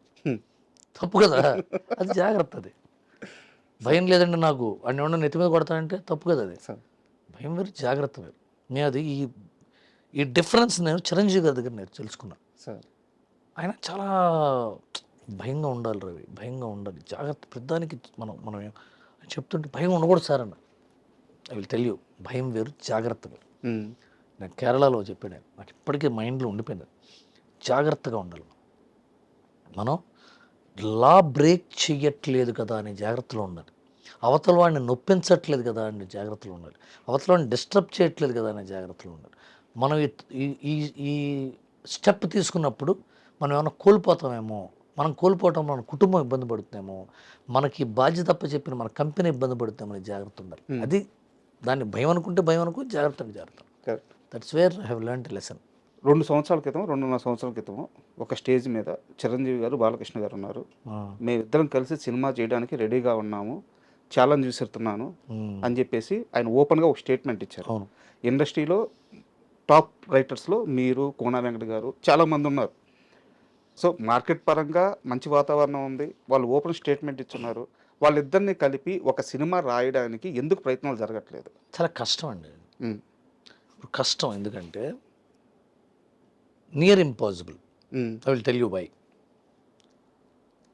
చిరంజీవి గారు is larger than life image ఉన్న వ్యక్తి, నటుడు. బాలకృష్ణ గారు లార్జర్ దాన్ లైఫ్ ఇమేజ్కి torch bearer. Sir torch bearer ఆయన. చిరంజీవి గారు ఎంటర్టైన్మెంటు, చిరంజీవి గారి ఫ్యామిలీ డ్రామాలు, చిరంజీవి గారు ఇవి చేస్తారు. కానీ Balakrishna is larger than life. Sir is a social image ఉన్న వ్యక్తి. సో ఇద్దరిని తీసుకొస్తే వీళ్ళు సాల్వ్ చేయాల్సిన ప్రాబ్లం ఏమై ఉండాలి? ఉమ్, ఆ ప్రాబ్లం చిరంజీవి గారు ఒక్కడు సాల్వ్ చేయలేడా? బాలకృష్ణ గారు కూడా కావాల్సి వచ్చాడా? బాలకృష్ణ గారు ఒక్కడు చేయలేడా? చిరంజీవి గారు వస్తే కానీ చేయలేకపోయాడా? ఉమ్, ఎవడా వ్యక్తి? ఎవడా వ్యక్తా? ప్రాబ్లమా, లేకపోతే సమస్య, సిచ్యువేషనా, వ్యక్తుల సమూహమా, ఎవరు వాళ్ళు? ఉమ్, అది తయారు చేయగలిగితే వీళ్ళిద్దరిని పెట్టచ్చు. ఉమ్, అర్థమవుతుందా? అర్థమవుతుంది. విలన్ ఎవడు? కాన్ఫ్లిక్ట్ ఏంటి? కాన్ఫ్లిక్ట్ ఏంటి? ప్రాబ్లం ఏంటి? ఉమ్, కృష్ణార్జున యుద్ధం లాంటి సినిమాలు చేయొచ్చు, లేకపోతే అడవి సింహం లాంటి సినిమా చేయొచ్చు, చాలా జరిగినాయి. ఇద్దరు దొంగలు చేయొచ్చు. లేకపోతే వీళ్ళిద్దరిని ఎదుర్కొనేది ఎవరిని? అది దగ్గరే కథలన్నీ అవుతాయండి. సార్ పెద్ద హీరోల కథలు రాయటం ఎందుకు కష్టం అంటే, పెద్ద హీరోలకే కష్టమైన ఆ కష్టం ఏంటి? ఉమ్, అర్థమవుతుందా? అవును. It's a very tough task. Um, మనం ఎందుకంటే మన ఇమేజ్లో, మన సౌత్ ఇండస్ట్రీలో హీరోల ఇమేజ్ లార్జర్ దాన్ లైఫ్. మనం వాళ్ళని డెమీ గాడ్స్తో చూస్తాం. Correct. Demi gods, they are invincible. వాళ్ళు కొట్టే విలన్ ఎవడు? ఉమ్, ఫ్యామిలీ డ్రామా చేయాలి, లేకపోతే అది అంతా చేయాలి, ఎంత వర్క్ చేయాలి. It's not an easy job. అంటే మీకు తెలిసి మీరు కానీ, లేదా మీకు తెలిసిన రైటర్లు కానీ ఎవరైనా ఈ 2 ఏళ్లలో కనీసం ఆ ప్రయత్నం చేయడానికి కూర్చున్నారా? నాకైతే తెలియదండి. టు మై నాలెడ్జ్ కూర్చున్నారేమో. ఉమ్, ఉమ్, కూర్చుంటే నాకే తెలుస్తుంది వాళ్ళ ఇంట్లో కూర్చుంటే. మరి వాళ్ళకి వెళ్ళి చెప్పారు, నాకు తెలిసి టు మై నాలెడ్జ్ చెప్పలేదు. మరి చెప్పుంటారు, నాకు తెలియదు. Sir I don't know. And నాకు బాగా చాలా ఇన్స్పైరింగ్గా అనిపించేది మీ బ్యాచ్ ఒకటి ఉంటుంది సార్. అంటే కోన వెంకట గారు కానీ, మీరు కానీ, గోపీమోహన్ గారు కానీ, ఇలాంటి ఒక బ్యాచ్. అంటే రైటర్స్ చాలా సెన్సిటివ్గా ఉంటారు. బట్ మీ లైఫ్ ఏమి, మీ అందరి లైఫ్ ఏమి అంత పూల పంపుగా ఎప్పుడు సాగలేదు. కోన వెంకట గారి లైఫ్ సార్, ఆయన 1999 ఎర్లీ 2000 ఆస్తంతా పోయి రోడ్డు మీదకి వచ్చేసారు. మొన్నే చెప్పాడు ఆయన. ఆ, మొత్తం పోయిందా సార్? మొత్తం పోయిందా? మొత్తం మొత్తం అన్న మొత్తం అన్నాడు. ఆ. ఊరుకోండి సార్ మొత్తం అని అరిచాను నా మీద కారులో వెళ్తుంటే. నేను నమ్మసా, ఎందుకంటే నేను గవర్నర్ గారి మనవడు. మనోడు ఆయన. వాళ్ళ నాన్నగారు పెద్ద ఎక్సైజ్ ఇన్స్పెక్టర్ కాకినాడలో. నేను అడిగా, కాకినాడలో 15 సంవత్సరంలో చదువుకున్నాడు ఆయన. ఉమ్, ఇక్కడికి వచ్చాడు. ఇక్కడ ఏది సింబయోసిస్ అంటే సింబయోసిస్ పూణేలో ఎంబీఏ చేశాడు. పెద్ద కంపెనీలో ఆయన వైస్ ప్రెసిడెంట్గా పనిచేశాడు. సార్. అమెరికా వెళ్ళాడు. అప్పటికే ఆచార్య ఆత్రేయ గారితో బెస్ట్ ఫ్రెండ్ ఆయన. ఉమ్, ఆ రైల్వేస్లో టీవీలు పెట్టి యాడ్లు వస్తాయి తెలుసు. అవును, ఫస్ట్ కనిపెట్టి నేనే. అవును ఇన్ని చేసి ఈయన ఎందుకు అంటే ఈయన పాలిటిక్స్కి వెళ్ళాడు. సార్. ఈయన ఇలా అక్కయ్య గారి మామగారు ద్రోణంరాజు సత్యనారాయణ గారు, ఉమ్. ఆయన పిఏగాను ఆయన తింటున్నప్పుడు అప్పుడు ఈ ప్రచారంలో నరేష్ గారు, చాక్లెట్ ధర్మవరం పెట్ట. మొత్తం పోయింది. మొత్తం పోయిందంటే పోయింది. అక్కడి నుంచి మళ్ళీ ఆయన ఇవాళ ఈ స్టేజ్లో ఉన్నాడంటే ఎంత గొప్ప జర్నీ సార్. జర్నీ. సో నా క్వశ్చన్ ఏంటంటే, మీ మైండ్ సెట్ ఎలా ఉంటుంది అది తీసుకునేటప్పుడు? ఈవెన్ హరీష్ శంకర్ గారు కానీ, పూరి జగన్నాథ్ గారు కానీ, సో ఒకనాటి దెబ్బలు తెలియదు వీళ్ళంతా, మీ ఈ బ్యాచ్ అంతా కొంకు దెబ్బలు తిన్నారు. దాన్ని దాటి బయటకు వచ్చేటప్పుడు మీ మైండ్ సెట్ ఎలా ఉంటుంది, అప్రోచ్ ఎలా ఉంటుంది? ఏదైనా పరస్పర రియల్ టైమ్ గౌరవం ఎగ్జాంపుల్తో సార్. చెప్పినా ఓకే. లేదు, పరస్పర గౌరవం సార్ ఎప్పుడు కూడా. ఇప్పుడు గోపీమోహన్ గారు ఉన్నారు, నాకు చాలా ఇష్టమైన మనిషి అతను, సార్. చాలా ఇష్టమైన మనిషి. నేను నా స్వభావ పరిణామ క్రమంలో, నా క్యారెక్టర్ చేంజ్ ఓవర్స్లో ఆయన ఇచ్చిన సలహాలు చాలా ఉపయోగపడినాయి. నన్ను ఆయన స్లో డౌన్ చేసాడు. నన్ను చాలా, నాలో ఒక బ్యాలెన్స్ తీసుకురావడానికి ఆయన చెప్పే మాటలు, ఆయన పద్ధతులు, ఆయన స్టైల్ ఆఫ్ లైఫ్ నాకు చాలా ఇష్టం. అలాగే వర్క్ స్టైల్లో కూడా is a genius in creating characters, sir. Characterisations. అతను అలా నాకు ఉపయోగపడతాడు. ఆయన కూడా లైఫ్లో డైరెక్షన్ చేద్దాం అనుకున్నాడు, చాలా ట్రై చేశాడు, ఆల్మోస్ట్ అయిపోయి ఆగింది. అయినా సరే ఆయన ఇప్పటికీ మళ్ళీ రైటర్గా బిజీగా ఉన్నాడు. ఇవన్నీ జరుగుతూ ఉంటాయి. అలాగే కోన వెంకట్ గారు డైరెక్షన్ చేద్దాం అనుకున్నాడు, అది ఫెయిల్ అయింది, సినిమా రిలీజ్ అవ్వాలా. ఆ తర్వాత ప్రొడ్యూసర్ అయ్యాడు, ఫ్లాప్ అయ్యాడు, హిట్ అయ్యాడు, రైటర్ అయ్యాడు, కోటాడు ఇవాళ సెటిల్ అయ్యాడు. Harish Shankar first picture flop sir, disaster flop. ఎవడైనా ఎంత, అది పెళ్ళయింది ఆ టైంలో. Sir. First picture disaster flop. అప్పుడు పెళ్ళయి ఒక చిన్న పెంట్ హౌస్లో కాపురం పెట్టాడు. ఆ పెయిన్ నాతోనే షేర్ చేసుకోలేదు సార్. నా ఇంటర్వ్యూలోనే లైట్గా ఏడ్చారు ఆయన, అది గుర్తొచ్చి అది చెప్పుకొని ఒక రూమ్లో ఉన్నానని చెప్పేసి. అందరూ ఒకటే రూమ్ నుంచి బయటకు వచ్చారు సార్. బట్ అతను నాకు పడ్డవాడు మీద జాలి ఉండదు, ఎదిగేవాడి మీద జాలి ఉండదు. పడడానికి ఎదగడానికి మధ్యలో ఉండే ధైర్యం ఉన్నవాడి మీద గౌరవం ఉంటుంది సార్. గౌరవం ఉంటుంది. వీళ్ళందరూ అలా వచ్చిన వాళ్ళు. అవును. పూరి జగన్నాథ్ గారి కంటే ఎవడు పడ్డాడు సార్? బా. ఎవడు పడ్డాడు? ఆయన సినిమా రేపు వాళ్ళు ఓపెనింగ్ చేసి రేపు ఆగిపోయింది, తెల్లానాని కృష్ణ గారితో అవును, ఫస్ట్ మూవీ ఆగిపోయింది. మళ్ళీ ఇప్పుడు గోగానే మొదలు పెట్టాల. ఫస్ట్ సినిమా హిట్ అయితే అది మొత్తం పవన్ కళ్యాణ్ గారి క్రెడిట్ వెళ్ళిపోయి నీ సినిమా రాలా. నెక్స్ట్ పిక్చర్ బాచీ తీస్తే ఫ్లాప్ అయింది, ఇంక పనికిరాడు పూరి జగన్నాథ్, మొత్తం అంతా బద్దెక్కి. మళ్ళీ వచ్చి చేశాడు కదా ఇట్లు శ్రావణ సుబ్రహ్మణ్యం, ఈడియట్, తమిళ అమ్మాయి కొట్టాడు కదా. కొట్టాడు. మరి ఎట్ట కొట్టాడంటే అదే ఒక తరం మారిపోయింది. అసలు ఈ రాస్తే పూరి జగన్నాథ్లో రాయాలనిపించుకున్నాడు. అది కదా ఆ డిఫికల్ట్ పీరియడ్లో వీళ్ళు ఎలా ఉన్నారు అన్నదే కిక్ సార్. సార్. మీరు పడినవాడిని చూసి జాలి పడకండి, లేచిన వాడిని చూసి చప్పట్లు కొట్టకండి. పడిన తర్వాత లేవాలన్న కసితో, లేస్తామన్న నమ్మకంతో, లేస్తామనే ధైర్యంతో 10 మందికి ధైర్యం పంచేవాడి గురించి చూడండి, వాడే హీరో. వీళ్ళందరూ అలాంటి వాళ్ళే. రవితేజ్ గారు సార్. మరి అంతకంటే హీరో ఉన్నారండి. కొంచెం కింద పడి ఫ్లాప్ అయిపోయి చిన్న చిన్న అసిస్టెంట్ డైరెక్టర్కి వెళ్ళి అది కూడా వర్కౌట్ ఒక హీరో అయ్యి, సింధూరం ఫ్లాప్ అయ్యి క్యారెక్టర్లు చేశాడు. క్యారెక్టర్లు మరి వాళ్ళ mass Maharaja. And me wanted movie గురించి సో మీరు చాలాసార్లు మాట్లాడున్నారు, బట్ నా ఒక చిన్న క్వశ్చన్ ఏంటంటే, నేను వినింది మీ దగ్గర సోర్స్ ద్వారా వినింది, ఆ సినిమా ఫస్ట్ గోపిచంద్ గారు వేరే ఆప్షన్ ఉంది హీరోగా మీకు, గోపిచంద్ గారు వచ్చి జాయిన్ అయ్యారు, అంతే కదా?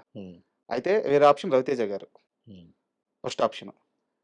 ఆ టైంలో మీకున్న కమిట్మెంట్ కానీ, పరిపక్వత కానీ, పట్టు కానీ గోపిచంద్ గారికి నేను సరిగ్గా చెప్పుకోలేకపోయాను, రవితేజ గారు అయి ఉంటే నేను ఇంకాస్త మంచిగా చేసుకునేవాడినేమో అని మీరు బాధపడ్డ సందర్భాలు ఉన్నాయంట, నిజమేనా? ఒకసారి పడి ఉంటా, ఒకసారి పడి ఉంటా, ఫ్లాప్ అయిన రోజు పడి ఉంటా. అవునా? అంతగానే ఏం పడతాం, అంతగానే బాధపడితే ఉపయోగం ఉంది. రవితేజ్ గారికి చెప్పాను, బాగుంది అన్నాడు ఆయన. ఆ తర్వాత అదే టైంలో కోన వెంకట్ గారు డాన్ సీన్ కథ చెప్పాడు. ఆయన డాన్ సీన్ని ప్రిఫర్ చేశాడు. నన్ను ఆగమన్నాడు, వెయిట్ చేయి నేను చెప్తాను, ఎదురు చూడమన్నాడు. ఆ టైంలో జగన్ గారు గోపీచంద్ గారిని ప్రిఫర్ చేశారు. పూరి జగన్నాథ్ గారి రెఫరెన్స్ వల్ల నేను గోపీచంద్ గారి దగ్గర గోపీచంద్ గారికి అది చెప్పాను. And is a very polite man. Sir. రవితేజ్తో నాకున్నంత చనువు గోపీచంద్ గారితో లేదు. రవితేజ్ గారితో అన్నయ్య అలా కాదు అన్నయ్య ఇలా ఇలా అని చెప్పుకునేవాడినేమో, ఆర్గ్యుమెంట్ చేసేవాళ్ళేమో. అక్కడ అంత కుదరలేదు. బట్ స్టిల్ నేను అప్పటికి ఇంకా అంత మెచ్యూర్డ్ పర్సన్ కాదు. సార్. హ్యూమన్ బీయింగ్గా ఐఎమ్ నాట్ ఇట్ ఆల్. ఇప్పుడు వాళ్ళ మీద తప్పు చేయడం, వీళ్ళ మీద తప్పు తోసేయటం అంత కాదు, కానీ అంత మెచ్యూర్డ్ కాదు ఆ టైంలో. నేను I was an young man. I did not have enough experience to direct a film.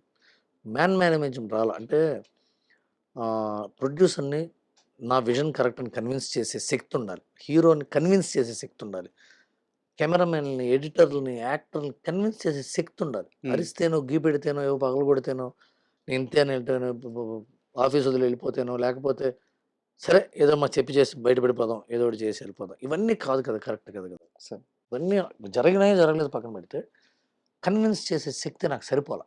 Sir. Now I will be better person to convince. ఇప్పుడు ఎక్స్పీరియన్స్ వేరు, ఇప్పుడు ఎక్స్పీరియన్స్. అదుర్స్ మూవీ సార్. ఎందుకంటే తెలుగు సినిమాలు ఇప్పుడు దాకా వచ్చిన కామెడీ సినిమాల్లో, అంటే నవ్వించగల సినిమాల్లో, నేను చెప్పేది ఎంటైర్ హిస్టరీలో sir one of the best movie Adhurs. ఆ సినిమాకి పనిచేసిన రైటర్లు మీరు కానీ, హరీష్ శంకర్ గారు కానీ, కోనా వెంకట గారు కానీ, బాబీ గారు కూడా ఉన్నారని విన్నాను. బాబీ గారు కానీ, గోపీమోహన్ గారు ఉన్నారు. సో ఇంతమంది కలిసి వినాయక్ గారు ఇంతమంది కలిసి చేసిన అద్భుతం అదుర్స్. సో నేను కొత్తగా ఏమి సినిమా గురించి మాట్లాడట్లేదు, కానీ ఆ సెట్లో ఆ రైటింగ్ అప్పుడు, ఆ సిట్టింగ్ అప్పుడు ఎలా ఉండేది, ఏదైనా ఒక చిన్న ఎక్స్పీరియన్స్ షేర్ చేయండి అదుర్స్ గురించి. నాకు కొన్ని అంటే I will tell you one thing. అంటే హ్యాపీ సినిమా అది, దాని గురించి మరి పెయిన్ఫుల్ చెప్పకూడదు. వినాయక్ గారు కథ విషయంలో రాక్షసుడు సార్. రాక్షసుడు, బ్రహ్మ రాక్షసుడు. ఆయన దగ్గర నేను ఒకటి నేర్చుకున్నా. హిట్ కదా, ఫ్లాప్ కదా అని ఏ రోజు అండాయన. రైట్ కదా, తప్పు కదా అంటాడు సార్. ఆ దగ్గర నేర్చుకున్నా. కథ చెప్తుంటే తప్పు ఇది, ఇది కథ తప్పు కదా, ఇది కరెక్ట్ కాదంటాడు. ఆయన ఎన్నో లైన్లు విని విని ఏది నచ్చకపోతే ఓ రోజు పొద్దున్నే కోనా వెంకట గారు వెళ్ళి ఈ కథ చెప్పాడు. ఓకే. అదర్స్ లైన్ ఒక half an hour. Okay lock అన్నాడు. ఏం లాక్ అయిందో ముహూర్తానికి, అది కోనా వెంకట గారు 2-3 సార్లు వెళ్ళిపోయి విన్నీ అని పిలిచారు. విన్నీ నా వల్ల కాదు, నా వల్ల కావట్లేదు నేను ఒప్పించడం, నీకు అర్థం కాదు నేను చెప్పేది మీ అంటే పర్లేదు కోనా పర్లేదు కోనా. వినయ్ గారిది ఏంటంటే, కోనా గారు అంటే ఇష్టం బాగా, పిచ్చ ప్రేమ. వినయ్ గారికి ఏంటంటే ప్రేమికుడు సార్. ఆయన యాక్షన్ సినిమాలు చేస్తాడు, ఆయన ప్రేమికుడు, ఆయన లవర్ బాయ్, అందరిని ప్రేమిస్తాడు. మాట్లాడుతుంటే వినయ్ గారితో మాట్లాడుతుంటే సార్ చాలా ప్రశాంతంగా ఉంటుంది, చాలా హ్యుమానిటీ ఉన్న వ్యక్తి. ఆయన పొలిటిక్స్లోకి రావాలి సార్. వినాయక్ గారు పాలిటిక్స్లోకి వస్తే పెద్ద లీడర్ అవుతాడు. ఆయన కంపాషనేట్ పర్సన్, కంపాషన్ ఉంది ఆయనలో. ఆయన కూర్చొని చాలా ఓపిక్గా జాదంలే. ఇంకా అదృష్టవశాత్తు ఆ టైంలో హరీష్ శంకర్ కోనా గారి దగ్గరకు వచ్చి, అయితే హరీష్ కొంతకాలం అయిన తర్వాత మిరపకాయ వచ్చింది, అతను తను వెళ్ళిపోయాడు. తర్వాత గోపీమోహన్ జాయిన్ అయ్యాడు. గోపీమోహన్ గారు, నేను జాయిన్ అయ్యాం. తర్వాత మధ్యలో మేమందరం ఇంకా కూర్చొని వర్క్ చేయటం. ఫస్ట్ హాఫ్ లాక్ అయిపోయింది, ఫస్ట్ హాఫ్ షూటింగ్ అయింది. సడన్గా అప్పుడు దురదృష్టవశాత్తు తారక్ గారికి యాక్సిడెంట్ అయింది సార్. అదొక బ్యాడ్ ఇన్సిడెంట్. అప్పుడు బ్రేక్ పడింది ఒక 3-4 నెలలు. మళ్ళీ కూర్చుని సెకండ్ హాఫ్ వర్క్ చేస్తున్న టైంలో చాలా బ్యాడ్ సిచ్యువేషన్ ఏంటంటే, అంటే నా మనసులో రోజు వినయ్ గారు, నేను సురేష్ ఆఫీస్లో, సురేష్ గెస్ట్ హౌస్లో ఉన్నాం. ఇంకో ఎవరో ఉన్నారు, అప్పుడు గుర్తులేదు ఎవరున్నారు, మిగతా వాళ్ళు లేరు సార్. ఫోన్ వచ్చింది. ఫోన్ వచ్చి గేట్ బయటే, సురేష్ గెస్ట్ హౌస్ గేట్ బయట అలా బేలగా ఉండి కూలిపోయాడు. ఆయన ఇలా పట్టుకున్నాను, నేను కూలిపోతుంటే అర్థమైంది, షేక్ అయ్యాడు. ఎలా ఉంటాడు ఆయన, టైగర్లా ఉంటాడు కదా వినాయక్ గారు. కారుకి వెళ్తే ఒక చోటకి అటే పంజగుట్ట సైడు డాక్టర్ చెప్పాడు వాళ్ళ నాన్నగారికి క్యాన్సర్ ఉంది, లివర్ క్యాన్సర్. కొడుకు అంటే వినాయక్ సార్. కొడుకు ఎలా ఉండాలి అంటే వినాయక్. నేను సంపాదించబోయే మొత్తం రాసిస్తా, నా తండ్రిని బతికించాలంటే ఏ వైద్యం ఉందో చెప్పండి ప్రపంచంలో. నాకు తెలిసిన పూజలు, మంత్రాలు, ఎవరైనా పెద్ద పెద్ద ఉంటారు కదా పండితులు, యజ్ఞాలు, యాగాలు ఒక పక్క. ఇక్కడ ఆశిష్ కపూర్ అనే ఉంటాడు, ఆయన ఏరియాలో లక్కడి కప్పుల దగ్గర హాస్పిటల్ సార్ ఆయన హ్యాండిల్ చేశాడు. నేను జపాన్ పంపించానండి. ఆ రోజుల్లో జపాన్ వెళ్ళి ఉమ్, లివర్ ట్రాన్స్ప్లాంటేషన్ చేయించాడు తండ్రికి, మార్పిచ్చాడు ఆయన. బతికించుకున్నాడు, ఇంకో సంవత్సరం బతికాడు ఆయన. ఉమ్, ఇంకోళ్ళు అయితే ప్రాణం పెట్టాడు సార్. మొత్తం ఏం కావాలంటే అది జపాన్ తమ్ముడు పంపించాడు, అక్కడ చేయించుకున్నాడు, తీసుకొచ్చాడు. నాటు వైద్యాలు, ఆ వైద్యాలు, ఇవి తండ్రి కోసం. నీ అమ్మ, దశరథ మహారాజుకి రాముడు ఎట్లాగో వినాయక్ గారు వాళ్ళ తండ్రికి అట్లా. ఆయన తండ్రి ఎన్నికల్లో నిలబెడతానంటే చాగల్లో ఎన్నికలు నిలబెట్టి గెలిపించాడు. సార్ అంత గొప్ప తండ్రి. నాకు అదుర్స్ అంటే అవి గుర్తుకొస్తాయి. రామారావు గారికి పాపం యాక్సిడెంట్ అవ్వటం, వినాయక్ గారికి ఇది అవ్వటం. మేము వినాయక్ గారి దగ్గర మేము నేర్చుకున్నాం. ఎన్టీఆర్ ఒక విశ్వరూపం సార్, నటుడుగా is a marvellous man. NTR is a marvellous actor. Acting అంటే ఏంటి, మనం కాంది మనం చేయటం కదా, కరెక్ట్. అంతేగా. మనది కాంది మనకి తెలిస్తే చేస్తాం.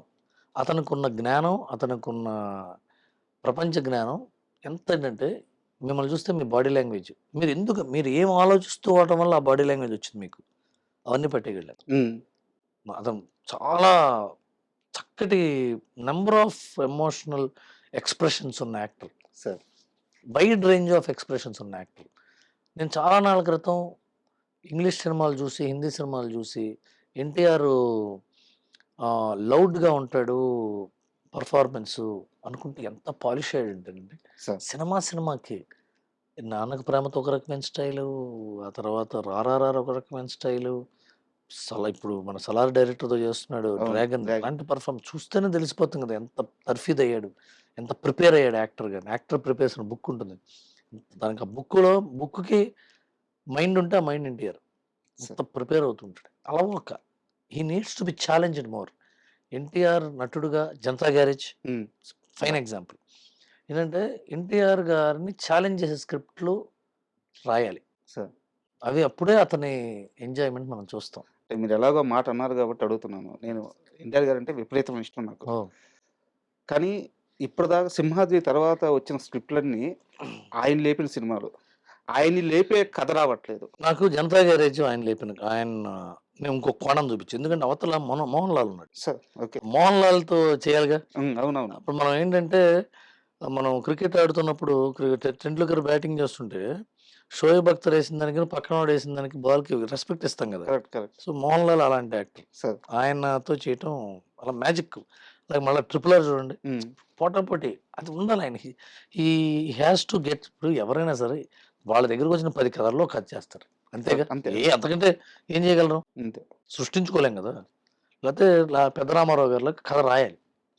నేను నా నటన వైదుష్యాన్ని ఛాలెంజ్ చేసే కథ నేను రాసుకుంటాను, గొప్పవాడు ఆయన, అంతే కదా. అంతే. యాక్చువల్గా ఇంటర్వ్యూకి వచ్చిన గెస్టులని వీలైతే ఏడిపిద్దామని చిన్న ఆశ ఉంటుంది యాంకర్కి. మీరు ఇందాక వినాయక్ గారి గురించి చెప్పి నన్ను ఏడిపించారు. మీరు అబ్జర్వ్ చేసారు లేదో, నాకు కన్నీళ్ళు లాగట్లేదు. ఎందుకంటే నా దగ్గర సంపాదన లేని వయసులో నేను మా నాన్నకి ఇవ్వలేకపోయిన సదుపాయం అది. నా కళ్ళ ముందు మా నాన్న చనిపోతుంటే ఏం చేయలేక, ఎవరన్నా డబ్బులు పెట్టి బతికిస్తారేమో అని ఆశగా హాస్పిటల్లో నిలబడి ఎదురు చూసిన రోజులు. మీరు ఆ మాట అనగానే నాకు అసలు ఒక 2-3 సెకండ్లు అర్థం ఏమి మైండ్ పోయింది. మా నాన్న ఏం చేశాడంటే, నేనంటే ఎంత ఇష్టం అంటే మా నాన్నకి, నేను సేవ చేసుకునే అవకాశం ఇవ్వకుండా పోయాడు. సార్. అంటే కూర్చుని మంచినీళ్ళు తాగి బాత్రూమ్కి వెళ్ళి పడిపోయి చచ్చిపోయాడు.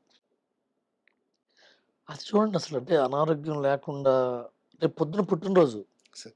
పొద్దున బట్టలు చదువుకుని రైలు ఎక్కి అన్నవరం వెళ్ళాలి, ఆ రోజు రాత్రి చచ్చిపోయాడు. అంటే నేను కనీసం గివ్ బ్యాక్ కూడా ఇవ్వలేకపోయాను. ఓకే. కొంతవరకు కొందరికి అదృష్టం ఉంటుంది, కొందరికి ఉంటుంది సార్, అంతే అది ఆ విషయంలో. And sorry. Okay okay fine. And last few more questions. నేను కంపేర్ చేసి అడగట్లేదు. రాయగల కెపాసిటీ ఉన్న చాలామంది రైటర్లలో సో మీరు వన్ ఆఫ్ ది టాప్లో ఉన్నారు. బట్ డైరెక్షన్ విషయంకి వస్తే మళ్ళీ ఒక్కసారి చేజారిందాన్ని మళ్ళీ గట్టిగా పట్టుకోవాలి, ట్రై చేస్తాను, ఇలాంటి ఒక ఆలోచన ఉంది, ఇలాంటి ఒక కథ ఉంది, ఇలాంటి ఒక కంబ్యాక్ ఇవ్వబోతున్నాను. సో డైరెక్షన్ విషయంలో మీ మైండ్ సెట్ ఎలా ఉంది ఇప్పుడు? Direction needs a lot of energy sir. శక్తి కావాలి సార్. సక్సెస్ కావాలి. మనం సక్సెస్ లేనప్పుడు మళ్ళీ డైరెక్షన్కి వెళ్ళాం అనుకోండి, యాక్ట్ చేసే యాక్టర్కి, పెట్టుబడి పెట్టే ప్రొడ్యూసర్కి కూడా హాఫ్ మైండెడ్లో ఉంటారు. ఇటు ఆల్రెడీ ఫ్లాప్ చేసాడు, మళ్ళీ ఇటు తీస్తే ఏమవుతుంది, మనం చేయించుకుందాం అని వాళ్ళ సలహాలు, వాళ్ళ సంపద, మనం చెప్పింది చేయలేము అట్లా. రెండు ఏంటంటే ఫిజికల్గా కూడా సక్సెస్ ఇచ్చే ఆరోగ్యం వేరు, సక్సెస్ ఇచ్చే భావం వేరు. ఇప్పుడు 32 ఏళ్ల వాడికి ఫ్లాప్ వచ్చినా నిలబడగలడు, కానీ నా ఏజ్ వాడి ఫ్లాప్ని తట్టుకునే బలాన్ని ఇవ్వలేడు. So it is a very far future idea. ఇప్పుడు ర్యాకెట్ కనిపెడతాడండి, ర్యాకెట్ కనిపెట్టి ఫెయిల్ అయితే ఇంటికి వెళ్ళిపోడు, వాడు నెంబర్ 1 విమానం కనిపెట్టాలనుకోవాలి. నేను అట్లాంటివి ఆలోచిస్తే ర్యాకెట్ ఇంకో 2 సార్లు ట్రై చేయటం ఎందుకు? Fine in that. నేను అందులో జవాన్లో డైలాగ్ ఉంటుంది, నువ్వు దేంట్లో ఫెయిల్ అయితే దేనికి పనికిరాని కదా, ఇంకో దేనికో పనికి వస్తావు అని అంటే. అండ్ ఇప్పుడు మీరు రైటర్గా కానీ లేదా ప్రొడ్యూసర్గా కానీ వెల్ ఎస్టాబ్లిష్ అయ్యారు, సినిమా మీకైతే కడుపు నింపింది. సో రాబోయే అప్కమింగ్ రైటర్స్కి కానీ యంగ్స్టర్స్కి కానీ సో బీవీఎస్ రవి ఎలాంటి ఒక ప్లాట్ఫామ్ తన స్థాయిలో ఇవ్వగలడు? ముందు కథ రచయితలకి కథ రాయటం రావాలండి. కథ రచయితలు ఐడియాస్తో వస్తారు, సింగిల్ లైన్స్తో వస్తారు. ఆ ఐడియా కథ అవ్వాలి, దానికి ఒక ఎక్సర్సైజ్ ఉంది. చాలామంది దగ్గర ఐడియా ఉందండి, 5 నిమిషాలు చెప్తారు, కథ కాదు, అది ఐడియా. కథ చేయాలి. కథ చేయాలంటే ఒకప్పుడు గురుకృష్ణ పరంపరలాగా పరచూరు బ్రదర్స్ దగ్గర పోసాని గారు, పోసాని దగ్గర నేను అలా పని చేసుకుంటూ వచ్చాం. నా దగ్గర కిషోర్ తిరుమల వచ్చేవారు. అలా ఉంటేనే వర్క్ నేర్చుకోగలరు. అసిస్టెంట్స్గా పనిచేయండి రైటర్ల దగ్గర, పెద్ద రైటర్ల దగ్గర. మాకు పేరు కావాలండి, డబ్బులు కావాలండి అని గొడవ పడి పని నేర్చుకునే అవకాశాన్ని కోల్పోకూడదు. నువ్వు ఎవరిది శక్తి చౌర్యం కాదు ఇక్కడ. ఒక్కోసారి నీ గురువు తప్పేమో అని నీకు అనిపిస్తుంటుంది, అది కూడా నీ మైండ్ నోట్ చేసుకో, నేనైతే ఇలా చేయను అని. ఆ తర్వాత రిజల్ట్ కరెక్ట్ అనుకో, నువ్వైనా రాంగ్ అవుతావు, రిజల్ట్ రాంగ్ అయితే నువ్వైనా రైట్ అవుతావు. దగ్గరుండి చూసి నేర్చుకోవాలి. చాలామంది బొత్సదేవంగానే రైటర్లు అంటుంటారు. మీరు చాలా యూట్యూబ్లో కొన్ని వందల వీడియోస్ ఉన్నాయి, చూడండి. ఇప్పుడున్న వల్ల ఆటోమేటిక్గా sub titles, automatic language change కూడా వచ్చేస్తుంది. అవన్నీ తెలుసుకోండి, బాగా నేర్చుకోండి, తొందరపడద్దు, ఎదిగేద్దామని. సరంజామా బాగా ఉంటేనే రాకెట్ పైకి వెళ్తే, ఎంత మందుగుండు ఉంటే అంత నాలెడ్జ్. ఎంత సరంజామా తెచ్చుకోండి. నా దగ్గరికి ఎవరైనా వస్తే నేను ఎవరికైనా నా కథ విని బాగుందో లేదో చెప్పగలిగే ఎప్పుడు చేస్తుంటాను. ఆల్రెడీ నా దగ్గర చాలామంది వస్తారని చెప్పి. అండ్ మేము కాపులం విషయంకి వస్తే, సో బీవీఎస్ రవికి మేము కాపులం కొత్తగా ఏమిచ్చింది ఇన్ని సంవత్సరాల తర్వాత? మళ్ళీ మీ ముందు వచ్చి ఇంటర్వ్యూ ఇచ్చే అవకాశం వచ్చింది. ఓకే, ఇది మీరు ఆల్రెడీ కూడా ఇచ్చున్నారు, నేను అడిగేది కొత్తగా. మరిన్ని వెబ్ సిరీస్లు చేయడానికి ధైర్యం ఇచ్చింది. అంటే everything is proving to your self first. నేను చేయగలనా లేదా, ఇప్పుడు మీరు ఇంటర్వ్యూ చేయగలనా లేదా అని మీకు ఎప్పుడు తెలుస్తుంది అంటే, ఎవడో వచ్చి సార్ బాగా చెప్పారు సార్ అని. అభినందన కదా, అభినందన కూడా ఒక ఎనర్జీ, ఆక్సిజన్. నాకు అభినందన వచ్చింది. మీరు ఇప్పుడు నన్ను పిలిచారంటే సక్సెస్ అవడం వల్ల మీరు మమ్మల్ని ప్రశ్నలు అడిగారు. సో ఇదేమవుతుందంటే, ఓకే బాగా చేసాం, ఇలా ఇంకా బాగా చేయాలి, ఇంకా ఎదగాలి, ఇంకా పెద్ద స్పాన్కి వెళ్ళాలి, ఇంకా పెద్ద స్పాన్కి వెళ్ళాలి నేను ఎనర్జీ బూస్టర్. బట్ ఓటీటీలు అందరికీ మీరు ఒక హార్ట్ కేక్ అయిపోయారు ఇప్పుడు. అయితే కనుక చాలా సంతోషమే కదండి, హ్యాపీ. అండ్ అటు ఆహా చూసిన, ఇటు G5 చూసిన, అండ్ వేరే కొత్త ప్రాజెక్ట్ కూడా ఒకటి వేరే వాళ్ళకి చేయబోతున్నారు అని చెప్పి విన్నాను. అవునవును, సో ఓటీటీలు అందరికీ కేర్ ఆఫ్ బీవీఎస్ రవి అయిపోతున్నారు. అలా ఉండదు సార్, దేనికదే సార్. నిన్న పని అయిందని వాళ్ళ పని అవుతుందని గ్యారెంటీ లేదు కదా. దేనికదే మళ్ళా డ్రిల్, నాకు పొద్దున చెప్పే డ్రిల్, ఆ డ్రిల్ అయితే గ్యారెంటీ దానికి ఎవరికైనా అంతే సార్. అండ్ అన్స్టాపుల్ మళ్ళీ స్టార్ట్ అయ్యే ఛాన్స్ ఏమన్నా ఉంటుందా? అన్స్టాపబుల్ అనేది ఒక అన్స్టాపబుల్ సార్. బాలకృష్ణ గారి టైము, ఆహా వాళ్ళ plan, I'm will be ready. ఏదో జరుగుతున్నాయి వెనకాల, నాకు పెద్దగా తెలియదు, బట్ జరగబోతుందని తెలుస్తుంది. చాలా కొత్త ఐడియాతో రాబోతున్నారు బాలకృష్ణ గారు, అంతవరకు నాకు నమ్మకం ఉంది. అండ్ సినిమా విషయం కాస్త పక్కన పెడితే, నాకు ఈ ఓటీటీ ప్లాట్ఫామ్స్ అండ్ మేకర్స్ ఈ సినిమా తీసి ఈ ప్రొసీజర్లో ఈ కమర్షియల్ ఎక్స్చేంజ్ ఎలా ఉంటుంది? అంటే వాళ్ళు ఇంత బడ్జెట్ అని ముందే ఇచ్చేస్తారా? ఆ ప్రాసెస్ ఎలా ఉంటుంది? కమిషన్ ప్రాజెక్ట్స్ అంటారు వీటిని సార్. అదేంటంటే, ముందు ఒక రచయిత వెళ్ళి మేము కథ చెప్తాం అంటాడు. ఫస్ట్ స్టెప్ తలుపు కొట్టి, తలుపు తీస్తే కథ చెప్తాం అంటారు. ఇప్పుడు కథ చెప్తాం అన్నప్పుడు అక్కడ వాళ్ళు కథలు వినేవాళ్ళు 4-5 ఉంటారు. క్రియేటివ్ ప్రొడ్యూసర్స్ అని ఒక మంచి పేరు ఇస్తారు వాళ్ళకి. వాళ్ళ కార్పొరేట్ భాషలో రకరకాల పేర్లతో తిరుగుతుంటారు. వాళ్ళకి కథ చెప్తారు. వాళ్ళు గదిలోకి వెళ్ళి వాళ్ళు మాట్లాడుకుంటారు. ఏమంటే వాళ్ళ అబ్బాయి కథ చెప్పాడు ఎలా ఉందంటే, అబ్బో దారుణం ఉండి 2 గంటలు వేస్ట్ అనొచ్చు. అసలు మరీ ఘోర కలి అంటారు ఒకడు. బాగానే ఉందండి, అతనికి చెప్పడం చేత కావట్లేదు కానీ బాగానే ఉందని ఒకడు. ఇవన్నీ మాట్లాడుకుని బయటకు వచ్చి వీళ్ళు డిస్కస్ ఇంటర్నల్ అండి, మీరు పిచ్ డెక్ లాంటిది ఏమైనా ఇస్తే అది ఇస్తే, ఆ పిచ్ డెక్ అంటే అదేదో పాపోత్సవమే ఉండదు. ఈ కథ 2 లైన్లలో ఏంటి, 10 లైన్లలో ఏంటి, ఎవరెవరు ఉంటారు, ఏ ఊళ్ళో జరుగుతుంది, ఫోటోగ్రఫీ ఎలా చూపిస్తారు, పాత ఫోటోలు ఏమైనా చూపించి ఎలా తీస్తారు, అవును. క్యాస్టింగ్ వీళ్ళు ఏమనుకుంటున్నారు అని చూస్తే వాళ్ళు ఓహో ఈ రచయిత మనసులో ఇది ఉందన్నమాట. ఇది డెవలప్ చేయొచ్చామోనండి. సరేనయ్యా నువ్వు ఇంకొద్దిగా చేసుకురా అంటారు. మళ్ళీ వాడు కొద్దిగా చేసుకొస్తారు. అంటే అబ్బాయి బాగా తిరుగుతున్నాడు, కష్టపడుతున్నాడు, ఇదేదో కొద్దిగా బడ్జెట్లో అయ్యేటట్టుంది, ఇది డెవలప్ చేద్దాం అంటే అప్పుడు అతను పిలిచి అవే నీకు ఇంత రొక్కం ఇస్తున్నాం, డెవలప్ చేసుకుంటారా, తర్వాత మళ్ళీ కొంత ఇస్తాం. మొత్తం అయిన తర్వాత మాకు నచ్చకపోతే ఆ కట్ట మేము తీసుకుని డస్ట్బిన్లో పడేస్తాం, గెట్అవుట్, ఓకే. తీయకపోవచ్చు, కానీ ఇది మొత్తం మాకు ఇచ్చేసేయాలి. ఇంత ఐడియా చెప్పావు నువ్వు, నీకు డబ్బు పెట్టి మొత్తం డెవలప్ చేయమన్నాం కదా, దాన్ని కమిషన్ డెవలప్మెంట్ అంటారు, ఓకే. దాన్ని డెవలప్మెంట్ ఫీ అంటారు. డెవలప్మెంట్ ఫీ చేసిన తర్వాత అతను ఇచ్చిన ఒక ఇంత ఐడియాని మొత్తం వాళ్ళు ఎపిసోడ్లో 7, 5, 6 రాయించిన తర్వాత ఇదంతా వాళ్ళదే అని అగ్రిమెంట్.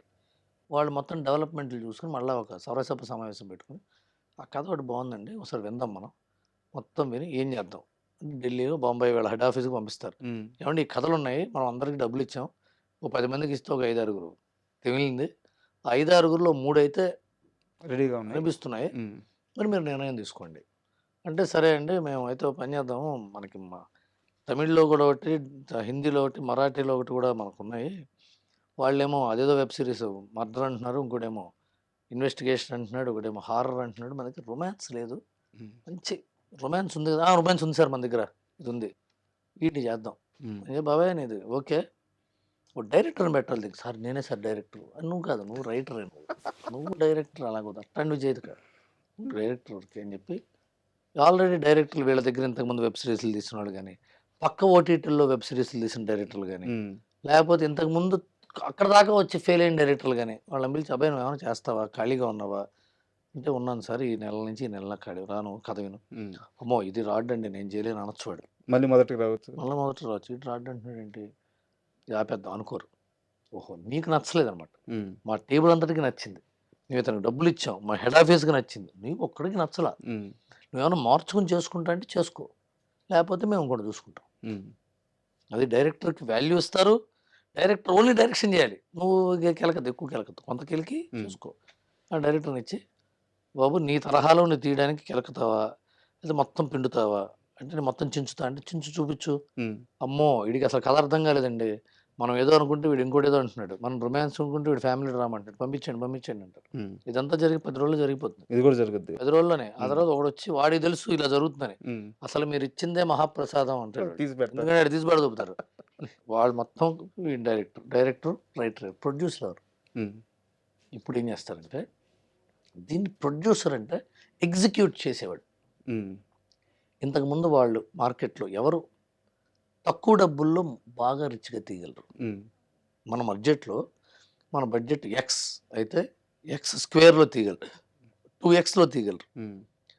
ప్రతిసారి మన దగ్గరకు వచ్చి ఏమంటే డబ్బులు అయిపోయినాయండి అని బేలగా పెట్టకుండా ఉన్న దాంట్లో మనం డిలే చేసిన డబ్బులు మనకు ప్రాసెస్లు జరుగుతూ ఉంటాయి కదా, వాళ్ళు ముందు డబ్బు పెట్టి జేబులోంచి తర్వాత మనకు వచ్చేదాకా వెయిట్ చేసే financial muscle, vision and experience ఉన్న వాళ్ళని వెతుకుతారు.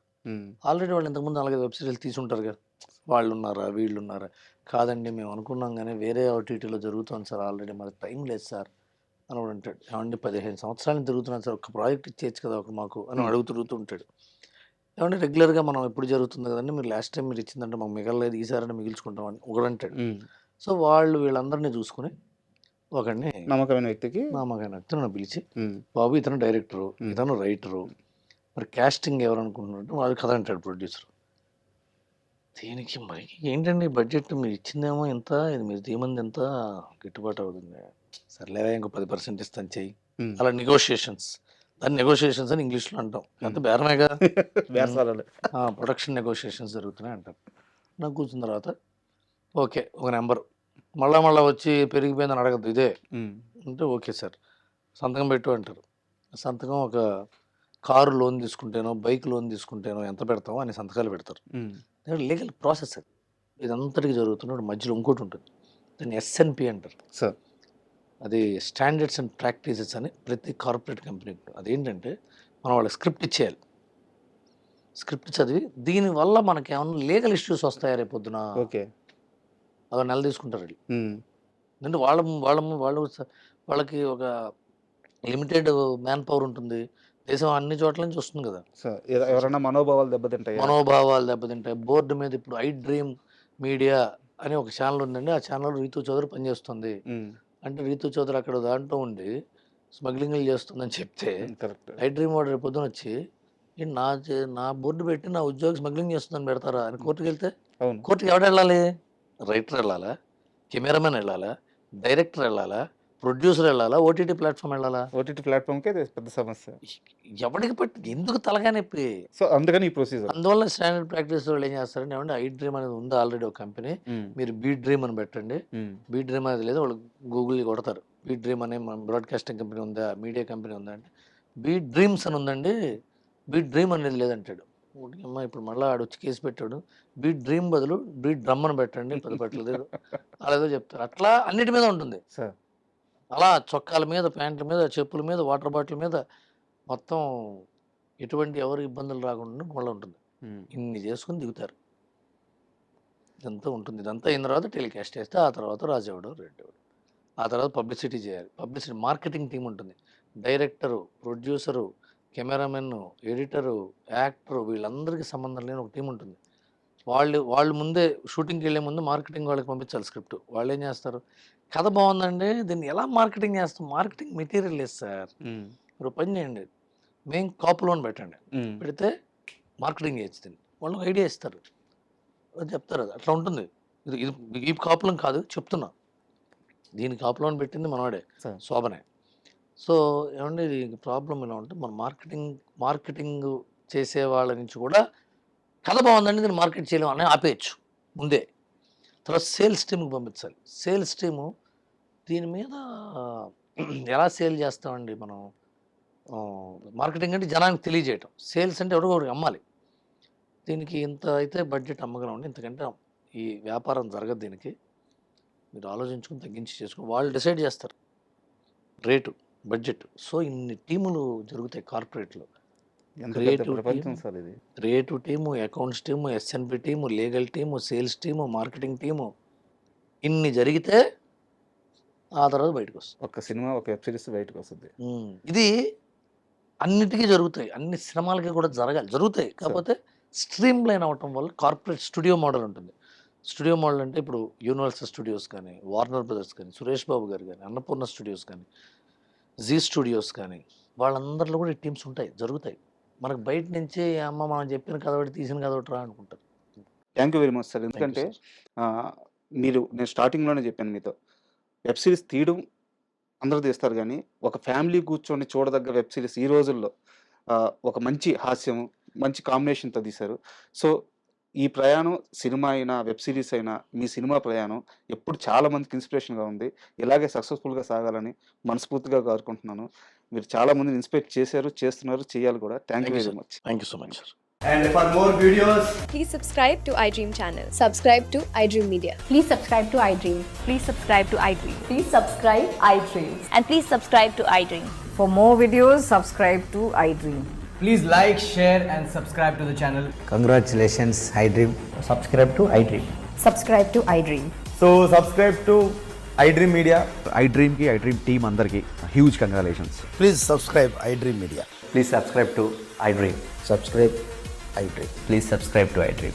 iDream అంటే నా కళల ఛానల్ సబ్స్క్రైబ్ చేసుకున్న నోరు తిరుగుతలేదు, మీరైతే గంట గుర్తు కొట్టండి. For more such videos, please subscribe to iDream.